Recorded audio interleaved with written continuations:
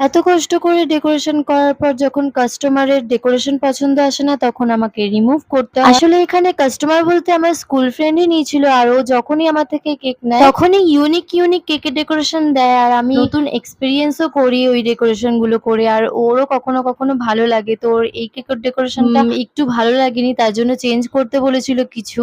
তো আমি তার জন্য পুরো রিমুভ করে আবার চেঞ্জ করে দিয়েছিলাম।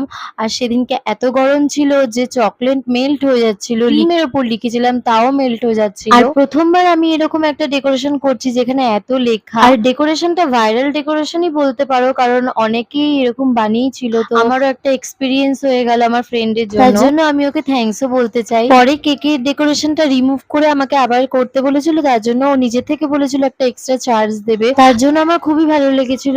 আর ফ্রেন্ডটা যে আমার কষ্টটা বুঝতে পেরেছে এটাই অনেক। প্রথমবার করেছি তাই একটু ভুলচুক হয়ে গেছে। পরের বারে আরো ভালো করে করার চেষ্টা করব। দেখা হচ্ছে পরের ভিডিও